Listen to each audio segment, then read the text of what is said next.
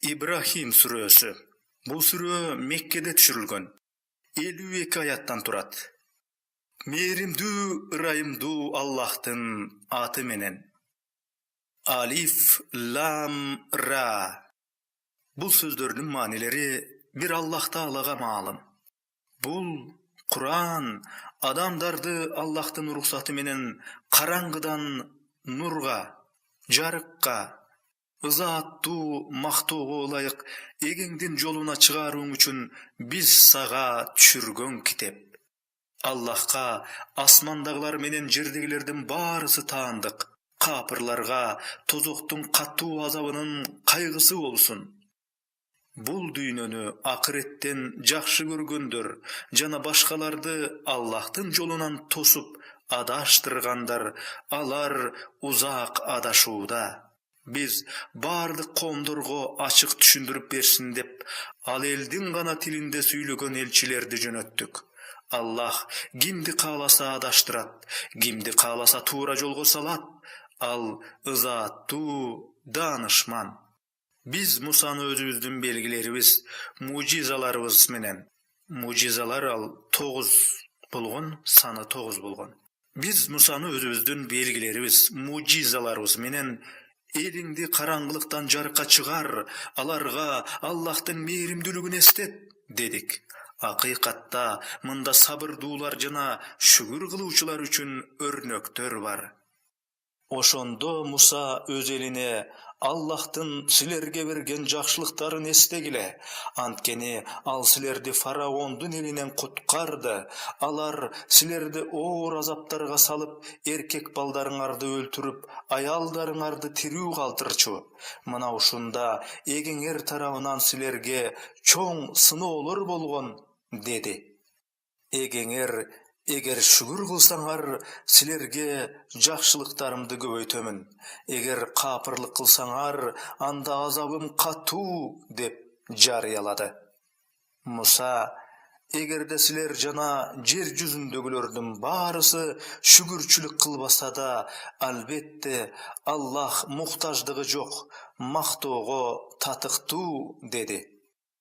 Силерге өзүңөрдөн мурунку жашап өткөн Нух, Ад жана Самут элдери, алардан кийин жашап өткөн элдер жөнүндө кабарлар жетпедиби?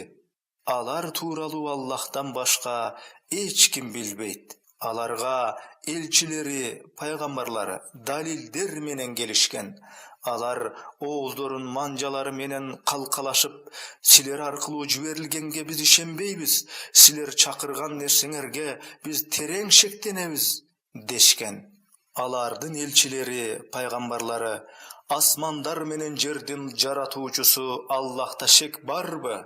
Ал силердин күнөөңөрдү кечирүүгө жана белгиленген мөөнөткө чейин узартууга, кеңчилик кылууга чакырат, дешкен эле. Алар пайгамбарларына: силер да биз сыяктуу эле адамсыңар, бизди ата-бабаларыбыз сыйынган нерселерден, бул жерде Будда, сүлөкөттөргө, айга, күнгө, тоо таштарга, отко, арбактарга, падышаларга, мазарларга, мына ушул сыйынган нерселерибизден тоскуңар келеби? Анда бизге ачык далилдерди келтиргиле, дешти. Элчилери, пайгамбарлары аларга мындай дешти: албетте, биз силер сыяктуу эле кишилербиз. Бирок Аллах пенделеринен кимди кааласа, ошону өз мээримине алат. Аллахтан буйруксуз биз силерге далил келтирүүбүз мүмкүн эмес. Момундар Аллахка гана тобокел кылышсын, таянуу кылышсын деген мааниде. Чынында, эмне үчүн бизди туура жолго салган Аллахка тобокел кылбайбыз? Биз силер тараптан келген ызага сабыр кылабыз. Тобокел кылуучулар Аллахка гана тобокел кылышсын. Капырлар пайгамбарларына: эгер динимизге кирбесеңер, силерди жерибизден кууп чыгабыз, дешти. Эгеси аларга аян кылды: албетте залымдарды, капырларды ойрон кылабыз. Албетте ал жерге алардан кийин силерди жайгаштырабыз. Бул менин алдымда туруудан жана эскертүүлөрүмдөн корккондор үчүн болот. Алар жеңиш суранып дуа кылышты, бирок текебер акыйкатты чаңгандын баары зыян тартты. Андан ары аларга тозок бар. Тозокто аларга ириңдүү суу ичирилет. Ал ага зордоп жуткурулат. Демек аны аргасыздан ичет. Ага ар тараптан өлүм келет. Бирок ал өлө албайт. Анын артынан оор азап күтөт. Эгесине капыр болгондордун иштери, амалдары, аракеттери, кылган ниеттери деген мааниде. Бороондуу күндө шамал учурган күл сыяктуу жасаган эмгектерине ээлик кыла да алышпайт. Бул өтө узак, терең адашуу. Аллах асмандар жана жерди акыйкаттык менен жаратканын көрбөдүңбү? Эгер ал кааласа, силерди жок кылат да жаңы элди алып келет, жаратат. Бул Аллахка эч деле кыйын иш эмес. Алардын баарысы Аллахтын алдына чыгып келишет. Мүрзөлөрүнөн чыгып келишет деген мааниде. Ал сыздары менсингендерге кайрылып, чынында биз силерди ээрчилгеле, силер жок дегенде бизди Аллахтын жазасынын азыраагынан куткара аласыңарбы? Дешет. Анда тигилер: эгер Аллах бизди туура жолго багыттаганда, биз да силерди багыттаар элек. Азыр биз сабырсыздансак дагы, чыдасак дагы, баары бир бизге кутулуу жок, дешет. Иш бүткөн соң, бул жерде бейишке кире тургандар бейишке, ал эми тозокко кире тургандар тозокко кирген соң деген мааниде. Иш бүткөн соң шайтан: расында Аллах силерге чындыкты убада кылган. Мен да убада кылдым, бирок силерди алдадым. Менде силерди чакыргандан, азгыргандан башка бийлигим жок эле. Ошентсе да чакыруумду кабыл алдыңар. Андыктан мени жемелебестен өзүңөрдү жемелегиле. Мен силерди куткара албаймын, силер да мени куткара албайсыңар. Чынында мен мурда эле мени Аллахка шерик кылууңарга каршы болчумун, дейт. Албетте залымдарга оорутуучу азап бар. Ыйман келтиргендер, жакшы иш кылгандар, эгесинин уруксаты менен ичинде түбөлүк кала турган, алдынан дарыялар аккан бейиштерге киргизилет. Алардын бейиштеги амандашуулары салам болот. Салам бул тынчтык деген мааниде. Салам тынчтык болот деген мааниде айтылууда. Аллах жакшы сөздү, ла илаха иллаллаху сөзү деген мааниде. Аллах жакшы сөздү бекем тамырдуу, бутагы көктү тиреп өскөн мыкты даракка салыштырып мисал кылганын көрдүңбү? Ал дарак эгесинин буйругу менен баардык убактарда мөмө берет. Насаат алуулары үчүн Аллах адамдарга мына ушундай мисалды келтирет. Ал эми жаман сөз, бул жерде Аллах Таалага шерик кошкон ыймансыз капырлык сөздөр деген мааниде. Ал эми жаман сөз тамырлары жерден ажыраган жаман дарак сыяктуу. Аллах ыйман келтиргендерди бул дүйнөдө дагы, тиги дүйнөдө дагы жакшы сөзгө бекем кылат.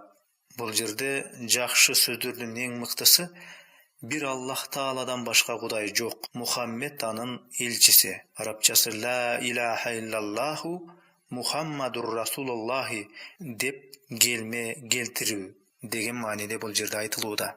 Аятты башынан баштап дагы кайталайлы. Аллах ыйман келтиргендерди бул дүйнөдө дагы, тиги дүйнөдө дагы жакшы сөзгө бекем кылат. Бирок Аллах ишенбеген залымдарды адаштырат. Аллах эмнени кааласа, ошону жасайт. Аллахтын берген жакшылыктарын шүгүр кылууну капырлыкка алмаштырган жана коомдорун кыйроо жайына алып баргандарды көрбөдүңбү? Алар тозокко киришет. Ал кандай жаман жай.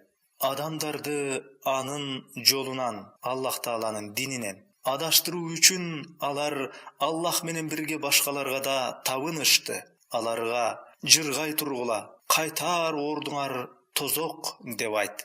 Ыйман келтирген пенделериме, Namazды өз убагында окушсун. Биз берген ырыскылардан жашыруун жана ашкереда, сатып алууда, достукта болбой кала турган күн жетип келгенге чейин тийиштүү орунга жумшашсын деп айт. Аллах асмандар менен жерди жаратып, асмандан жамгыр жаадырат жана аны менен силерди азыктанууңар үчүн мөмө жемиштерди чыгарды. Деңизде анын уруксаты менен сүзүп жүрсүн үчүн силерге кемени башкартты. Ошондой эле дарыяларды да силерге баш ийдирди.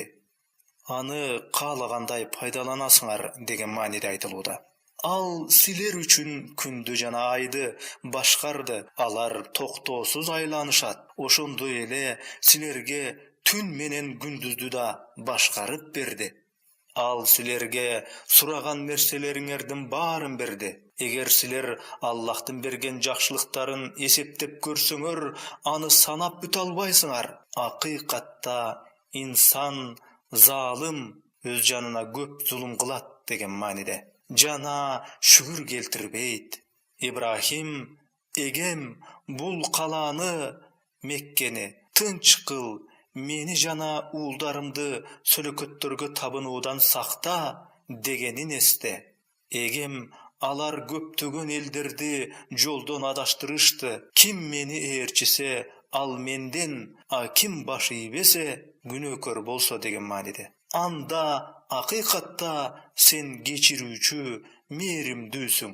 Эгебиз урпактарымдын кебирин бул Исмаил жана анын апасы деген мааниде айтылууда. Эгин өспөгөн өрөөңгө сенин ыйык үйүңдүн, эскиден келе жаткан адамдар сага сыйынуучу жай деген мааниде айтылууда.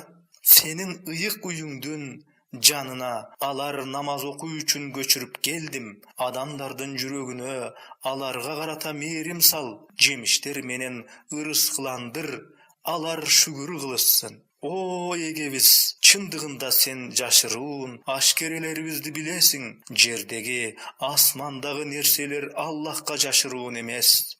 Улгайган чакта Исмаил менен Исхакты берген Аллахка мактоо. Акыйкатта эгем тилектерди угуучу. О эгем, мени жана урпактарымды намазды толук окуучу кыл. Эгебиз тилегибизди кабыл кыла көр.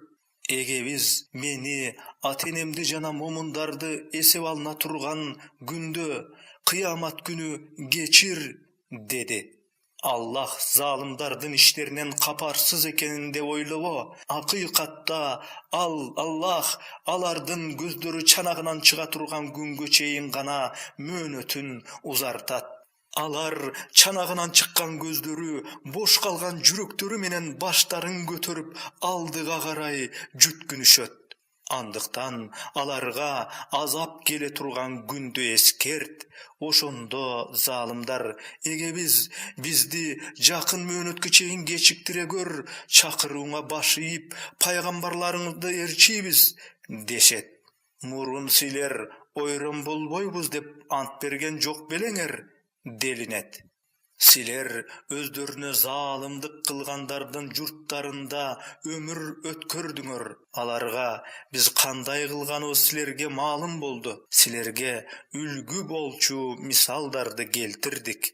Алар түрдүү айла амалдарды кылышты. Ал эми Аллах алардын айла амалдарын алар тоону козголтоор болсо дагы ишке ашыртпай коет.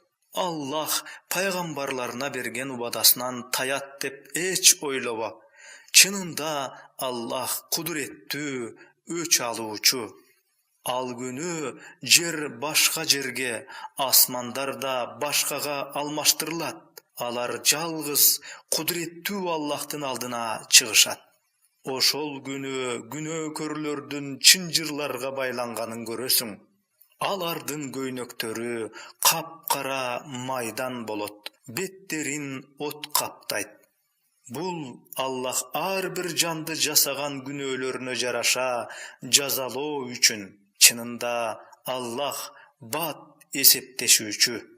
Бул Кур'ан адамдарга жеткирүү, Adamdarga Allah Taala'nın ökümdörün jetkirүү üçin düşürilgen degen manide. Bul arkılуу sestenişsin, Allah'tın жалгыз Kuday ekenin bilişsin, akıl kalçagandar nasaat alışsın.